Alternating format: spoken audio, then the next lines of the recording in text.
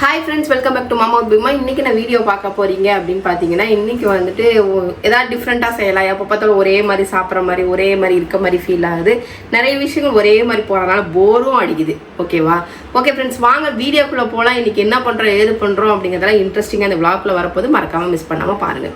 என்ன பண்றதுனே தெரியாம வெங்காயத்தை எடுத்து வெட்டி நிக்கிறேன். ஏன்னா எல்லாத்துக்குமே அது போட வேண்டியதா இருக்குது இல்ல? அப்ப அது தேவைதானே? வெங்காயம் தக்காளி மேக்ஸிமம் தேவைதான். வெங்காயம் தக்காளி தேவைதான். அதுல மெயின் வெங்காயம் தேவை. அதனால வெங்காயம் வெட்டிட்டு இருக்கேன். வெட்ட வெட்ட உனக்கு ஞான உதயம் வரும். உடனே மெனு மாத்தலாமா இல்ல மெனு குறைக்கலாமா அப்படிங்கறதெல்லாம் ஞான உதயம் இதுக்கு அப்புறம் தான் வரும். இப்ப மெனு மாத்தலாம் குறைக்கலாம்னா ஒரு 2-3 மெனு இல்ல, எப்பயுமே 2-3 மெனு தான் நான் செய்வேன். சரியா? வெயிட் மெனுன்னா என்னன்னு தெரியுமா உனக்கு? முதல்ல உனக்கு தெரியுமா? முதல்ல என்னது மெனு சொல்ல. 2-3 மெனுன்னா சைட் டிஷ்ஷே நீ 2-3 சொல்லணும். சாப்பாடையும் தயிரையும் ரசத்தையும் 3-4 சொல்லக்கூடாது. நேத்து என்ன சாப்பிட்ட நீ ஏன் சொல்ல? நேத்து ஓகே டிஃபரெண்டா தான் சாப்பிட்டோம். அப்புறம் இன்னைக்கு என்ன சாப்பிட போற?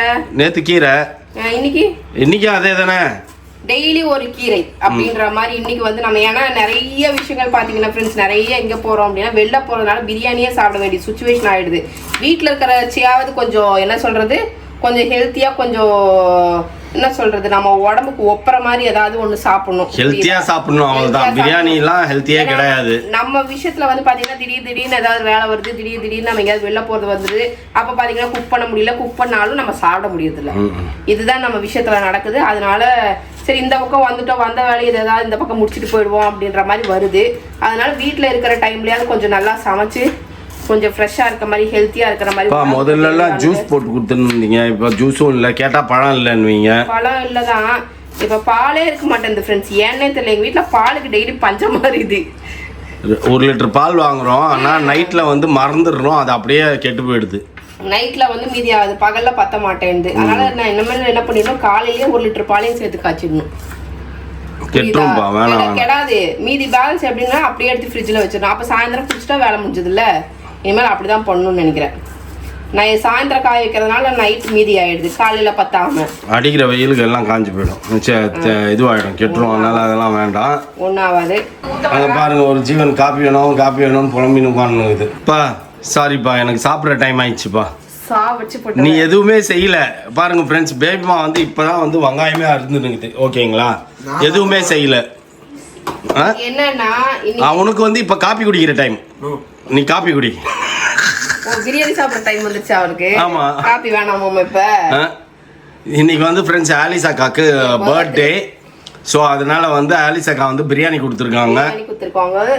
அப்புறம் வந்து பாசி பருப்பு பாயாசம் கொடுத்துருக்காங்க. இதெல்லாம் யாருக்கு கொடுத்துருக்காங்கன்னு, பாயாசம் உனக்கு? எனக்கு கிடையாது, எல்லாம் இந்த மகேஷ் ராஜாக்கு தான் கொடுத்துருக்காங்க. என்னப்பா சொன்ன? Now my lunch time. சரியா? லஞ்ச் டைம்ல என்ன டிஸ்டர்ப் பண்ணாத நீனு, நான் போய் சாப்பிடுறேன். என் பிள்ளைக்கு காப்பி போட்டு கொடு முதல்ல. சரியா? ஒரு தாயா நட போ, காப்பி போட்டு கொடு. ஒரு புருஷனா நட. 1:30 மணி 1:45 மணி ஆயிடுச்சு. ஒரு புருஷனுக்கு நீ வந்து என்ன பண்ணு, சரி ஓகே நீ லஞ்ச் டைம் போய் சாப்பிட்டுவான்னு சொல்லி இன்னைக்காச்சு யோசிச்சிட்டியா என்ன பண்ணலான்ட்டு? இல்ல பிரியாணி வந்தோன்னும் டிஷ்ல ஒரு டிஷ் கம்மியா இருக்குமே? இல்ல அப்படியெல்லாம் கிடையாது, எல்லாமே அப்படியே தான் இருக்கு. இன்னைக்கு என்ன ஸ்பெஷல் அப்படின்னு பாத்தீங்கன்னா சிக்கன் பிரியாணி.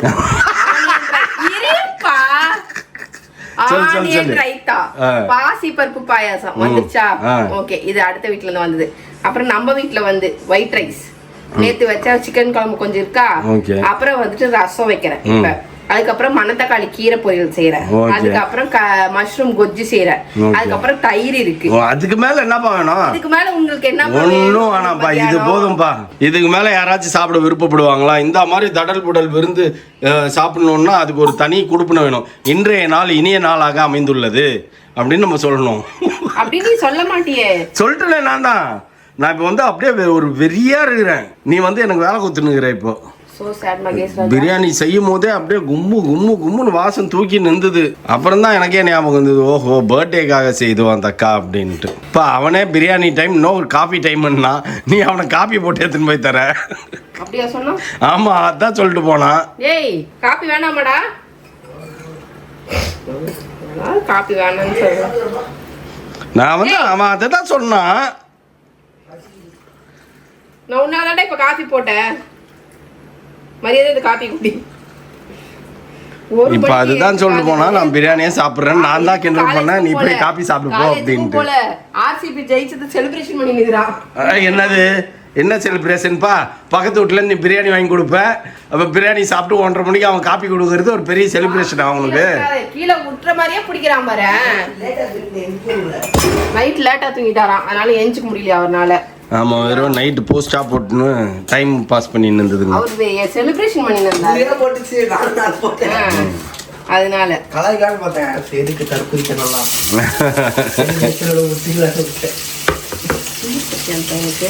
சரி கொஞ்ச நேரம் சாப்பிட்டு கூப்பிட்டு வருவோம் அப்படின்ட்டு வந்து உட்காருவேன். நானும் பார்க்குறேன், அப்போதான் என்னமோ வெங்காயத்தை போடுற, தக்காளியா இருக்கிற. நான் வராம அந்த அக்கா எல்லாரும் ஒரு வாய் எடுத்துக்கோங்கன்னு தான் சொல்லி கொடுத்துட்டு போச்சு. என்னதான் வீட்டுல விதவிதமா குத்தாலும் நாக்க தொங்க போட்டு வெளியில போகுமா? இல்ல இல்ல இல்ல, இப்ப அப்படிதான் பண்றீங்க நீங்க. எத்தனை நாளா பிரியாணி கேட்டுக்கிறேன், பிரியாணி செய்யின்ட்டு. பாத்தீங்களா ஃப்ரெண்ட்ஸ், இப்ப வந்து பக்கத்து வீட்டுல இருந்து வந்த உடனே பாருங்க, அப்படியே எல்லாம் பிரியாணியே காணாதவங்களா எப்படி அலையுதுங்க. டெய்லி பிரியாணி சாப்பிட்டாலும் பிரியாணியோட மவுஸ் குறையாதுப்பா. அப்பா அம்மாவும் அடிச்சுனுங்கிறாங்க, அவன் வந்து திண்டுருவானோ இவருக்கு பயம். இல்ல இல்ல, நான் அவனுக்கு தான் வச்சுக்கிறேன். இது அவனுக்கு கொஞ்சம் இருந்தா எனக்கு போதும் ஃப்ரெண்ட்ஸ், கொஞ்சமா சாப்பிடுவோம், அதிக பிரியாணி சாப்பிடக்கூடாது. சற்று இடைவேளைக்கு பிறகு திரும்பவும் வந்துட்டோம் ஃப்ரெண்ட்ஸ். அதுக்குள்ள நான் எல்லா வேலையும் நான் முடிச்சிட்டேன் பாரு. இதில் என்ன போட்டிருக்கேன்னா மிளகாத்தூள், மல்லித்தூள், அதுக்கப்புறம் வந்து மஞ்சத்தூள், அதுக்கப்புறம் வந்து சிக்கன் மசாலா ஃப்ரெண்ட்ஸ், உப்பு, அவ்வளோதான். வெங்காயம், தக்காளி, கருவேப்பிலை இதெல்லாம் போட்டு நல்லா இப்போ கிளறிட்டோம். ஓகேவா? இது வந்து ட்ரையாகவே செய்யும். ஆமாம், இது கொஞ்சம் தொக்கு தான் ஃப்ரெண்ட்ஸ், அப்படி தான் இருக்கும். ஓகேவா? இதுக்கப்புறம் வந்துட்டு நம்ம என்ன செய்ய போகிறோம்னா கீரை தாளிக்க போகிறோம். நீ என் குக்கிங்கே காட்ட மாட்டேன்னு நிறைய பேர் அப்செட் ஆகுறாங்க. நான் சாப்பிட்டு வந்துட்டேன்லப்பா. நீ என் குக்கிங்கை காட்ட மாட்டேன்னு நிறைய பேர் அப்செட் ஆகுறாங்க. யார் அந்த அப்செட் பர்சன்ஸ்? நிறைய பேர் கமெண்ட் பண்றாங்க. கமெண்ட். ஏன்னா அவங்க சமையல் சாப்பிட்டு போர் அடிச்சிருக்குமா இருக்கும். அதனால என் சமையல் பார்த்து ஏதாவது என்னைக்காவது நாளைக்கு செஞ்சது டிஃப்ரெண்டா சாப்பிடலாம்னு நினைக்கும் போது நீ வந்து அப்செட் பண்ற அவங்கள. சரியா? இனிமேல் தயவு செய்து இந்த செய்யும் போது இந்த மெனு நீ எடுக்கிற எதுக்காக இப்ப அவசரமா நான் பிக் பாஸ்கெட்ல என்ன முட்டை போட்டேன் தெரியுமா? முட்டை மெனு ஆட் பண்றதுக்கு மறந்துட்டேன். அதனால இப்ப வேக வைக்கணும். அதை இப்ப அது வந்த உடனே தான் எனக்கே தெரிஞ்சது, முட்டை மறந்துட்டமே அப்படின்னு. டெய்லி ஒரு முட்டை, டெய்லி ஒரு கீரை, டெய்லி அவிச்ச முட்டை. ஓகேவா? அதுதான் இப்ப செய்ய போறேன். இப்ப காளான் ரெடி ஆயிட்டு இருக்குது ஃப்ரெண்ட்ஸ். இதுல சாப்பாடு, இன்னும் கீரை மட்டும் தான் பேலன்ஸ் இருக்குது. என்னப்பா கடைசியில ரசத்துக்கு வந்துட்டேன்? ஆமா, நீ காணாம ஓடி போயிடு. நான் எல்லாத்தையும் செஞ்சு. கீரை என்னாச்சு? கீரை தான் ரசம் வச்சிருக்கப்போ.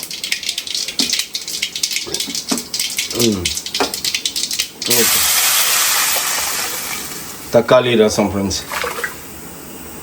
ரசம் வந்து டைஜஷன் பவர் இன்க்ரீஸ் பண்ணும், அதனால டெய்லி எல்லாரும் சாப்பிடுங்க. ஓகே, சொல்லு. வேற என்ன? கொஸ்து முடிச்சிட்டியா? முடிச்சாச்சு. அதுக்கப்புறம் ரசம் வச்சுட்டேன். இப்போ வந்து கீரை தாளிக்கு போகும்.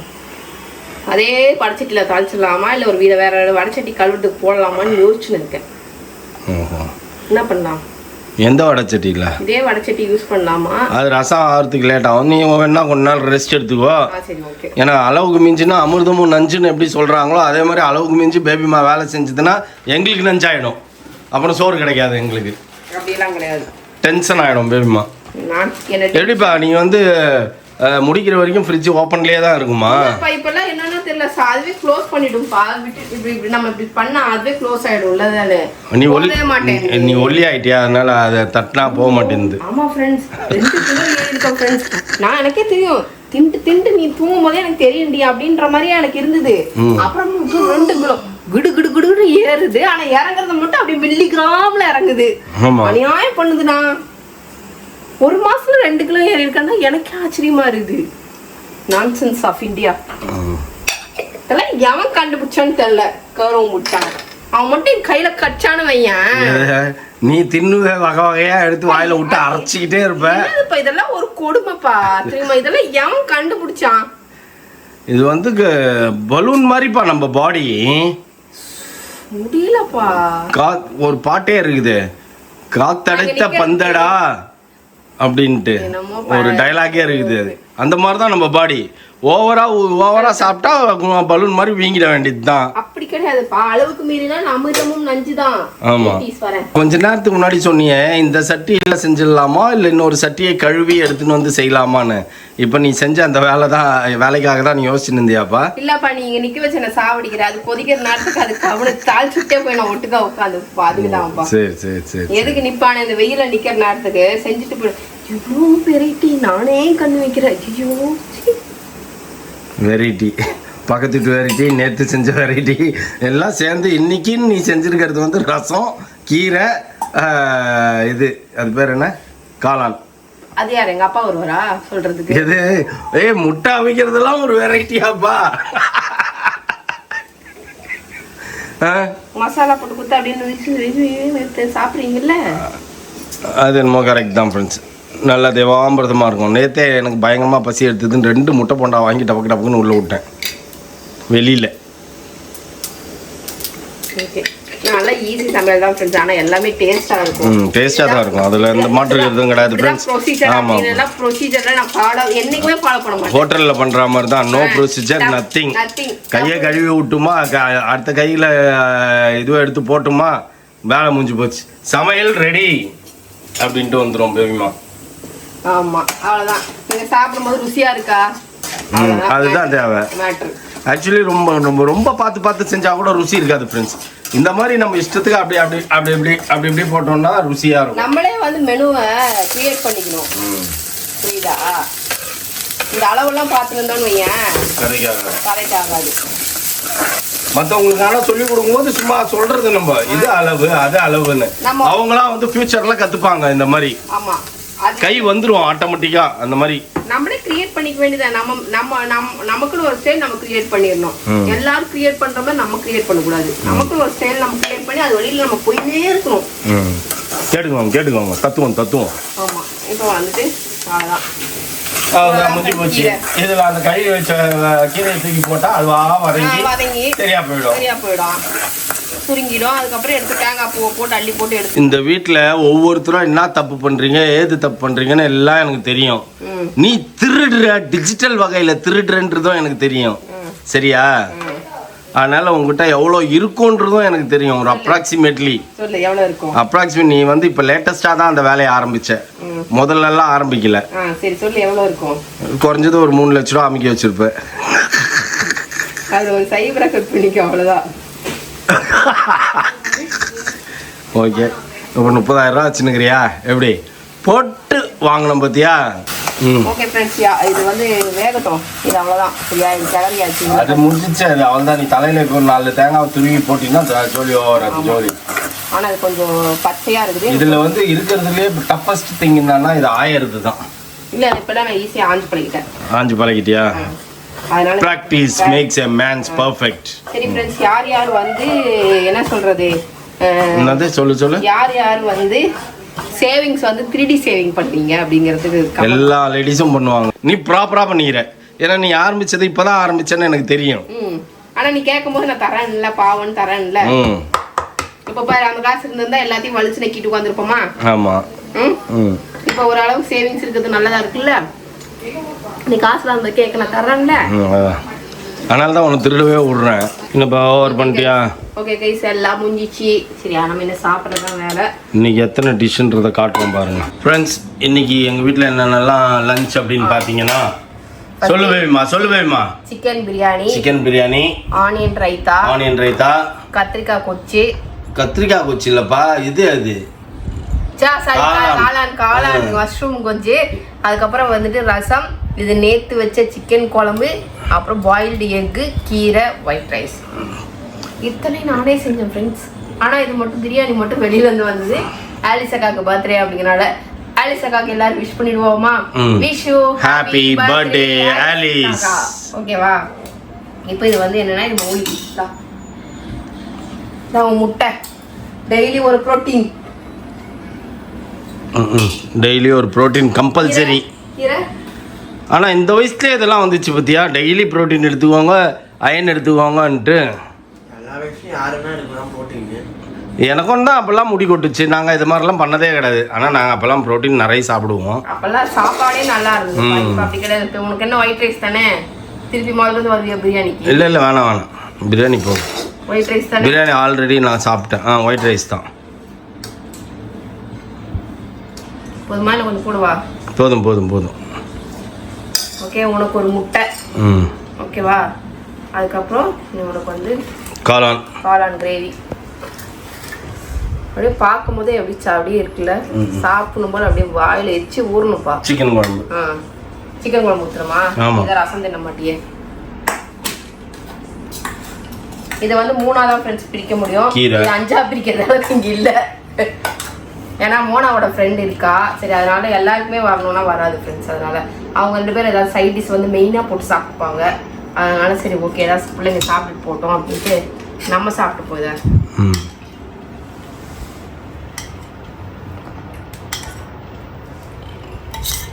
போதும் போதும் போதும், எனஃப். ஓகே ஃப்ரெண்ட்ஸ், சாப்பிட ஆரம்பிப்போமா?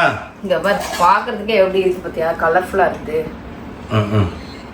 டெய்லி இப்படி தான் பிளேட்டில் வச்சு சாப்பிடணும். நான் சின்ன வயசுல அப்படி தான் வச்சு சாப்பிட்ருக்கேன்.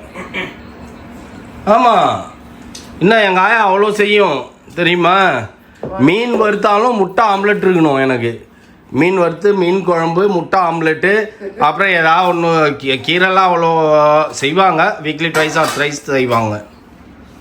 வந்துருவிய முட்டை வைக்கணும், அதை வைக்கணும். ஓகே, நம்ம சாப்பிட ஆரம்பிப்போம். முட்டை ஒரு டிஷ் சாப்பிட்டு அந்த காலத்துலலாம் எவ்வளோ டேஸ்ட்டாக இருக்குன்னு தெரியுமா? இப்போ வரைக்கும் எங்கள் ஆயா போட்ட முட்டை மாதிரி நான் எங்கேயுமே சாப்பிட்டதில்லை.